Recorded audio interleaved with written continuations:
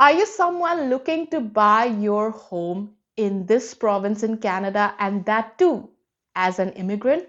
Then you should definitely stay till the end of this video. Or are you confused about proof of payment and what you can show to your money lender to get that monstrous mortgage approval?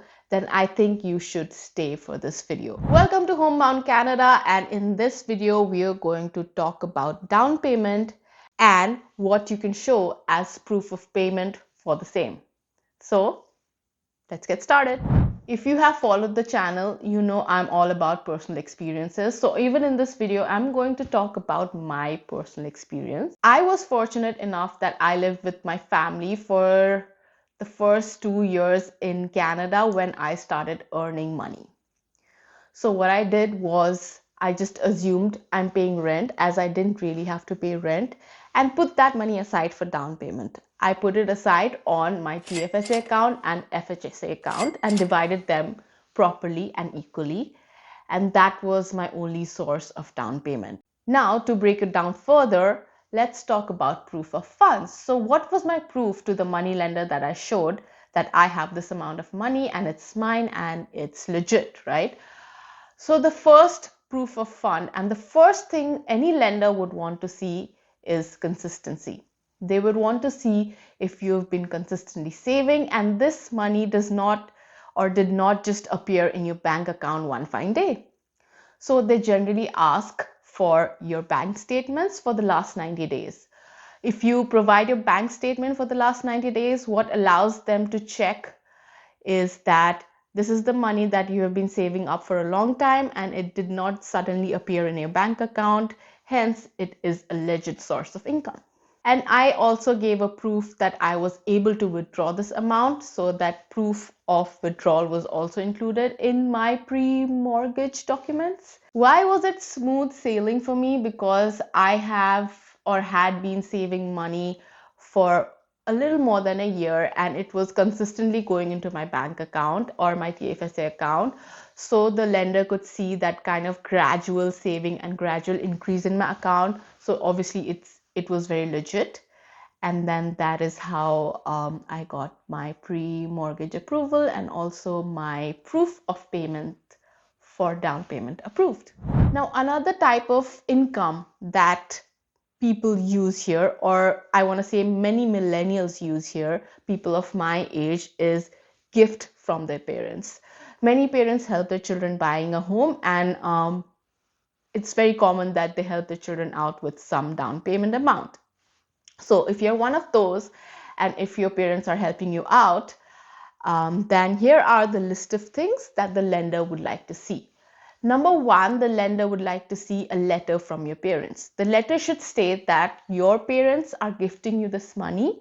And one thing that you need to be really, really careful when writing this letter or asking your parents to write the letter is that it should clearly mention that it is a gift. I did not loan it to my kid. This is completely a gift from my side, and I don't expect them to pay it back anytime in the near future. It's completely up to you if you want to pay your parents back, but to the bank, to the lender, you have to make it very clear that this is a gift and they do not expect a repayment. And then the other things that they might ask, or maybe they'll probably ask, is to see your parents' bank statement just to know that even they have a steady income and that money did not appear in their bank account just one fine day, right? So that is also required. And the other proof is obviously the proof of withdrawal in the form of check or like a deposit that your parents were able to withdraw this money and the money is with you now. Now, another popular thing that people do and may use this to pay for their down payment is withdrawing some amount of money from their RRSP. RRSP is, as we all know, the money people save for their retirement. It is a part of our retirement saving.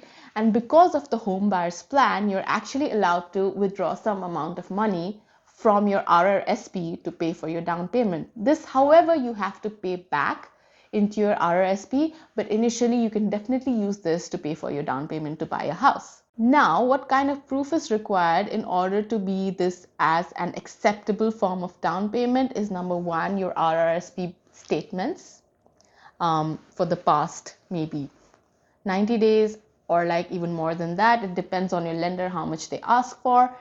And the proof of RRSP withdrawal, that you actually withdrew money from your RRSP. When you withdraw money, you might get an email, you might get an invoice kind of a thing, a statement, or anything that can be shown as a proof that you actually withdrew money from your RRSP. And the third would be deposit confirmation, that now that RRSP money is in your account and it can be used to pay for your down payment.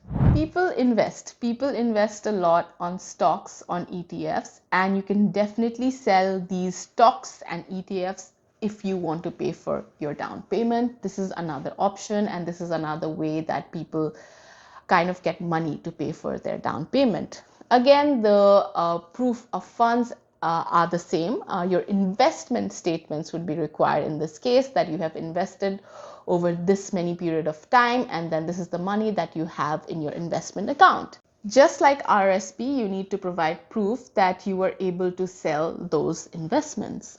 So a receipt of sale or anything that may indicate that you have sold those investments is an acceptable form of proof.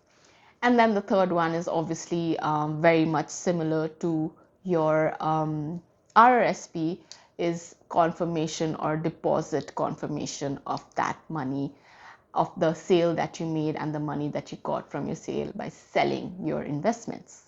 This way of paying for your down payment may be more relevant to immigrants, first generation, second generation immigrants, where they often sell their properties back home.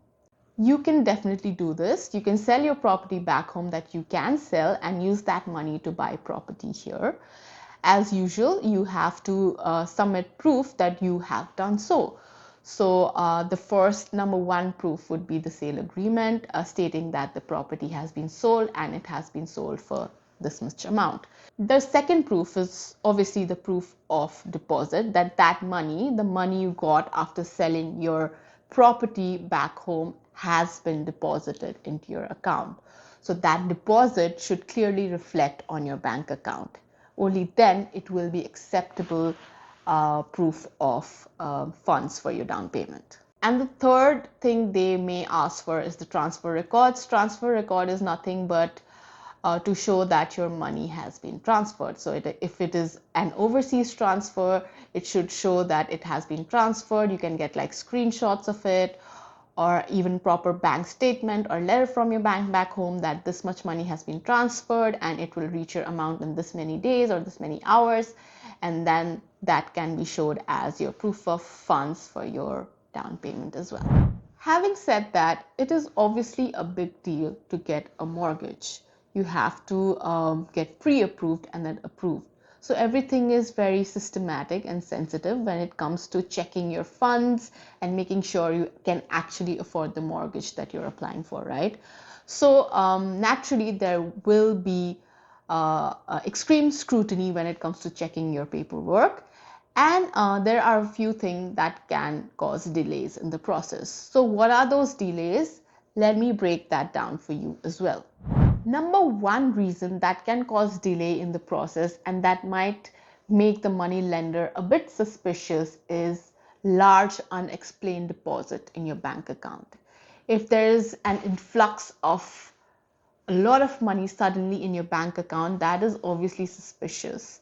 It might be a case of you just borrowed some money from a friend or a family member just to show the bank account that you are eligible for a mortgage and you can pay for a down payment. Another reason that can cause delay would be cash deposit, but without a source. If there's no source of where that cash arrived from, it will obviously create suspicion and cause delay.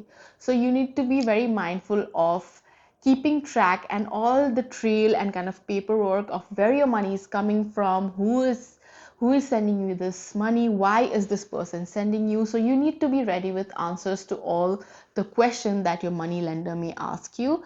But having a sudden cash deposit without any source is definitely one of the most common reasons for delay.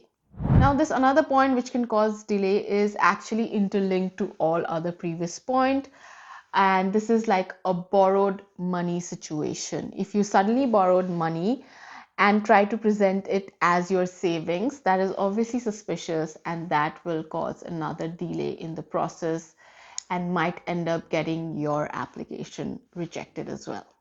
One thing I really learned from this whole process as I was going through is, yes, you need to have enough money for your down payment. It's important to save money, but it doesn't end at that.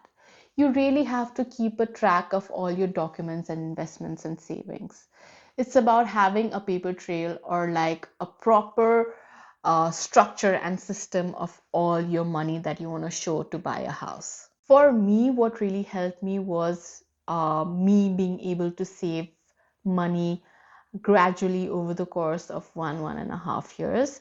It wasn't rushed, it wasn't overnight, it was very gradual and smooth. So that gave me the confidence that I can get an approval for a mortgage and I can actually own and buy a house here. This is all I had to say for this week's video or episode of Homebound Canada. As usual, please feel free to comment any feedback, anything you want to share, anything you want to talk about related to home buying and immigrant life and whatnot. And also, if you've already gone through this process and now are a proud homeowner, I'd love to hear what surprised you the most, what was the most stressful for you, and any other experience you may have to share on the comment sections below. And please, if you like the content and if you can relate to it, obviously just hit the subscribe button. Just hit it right now.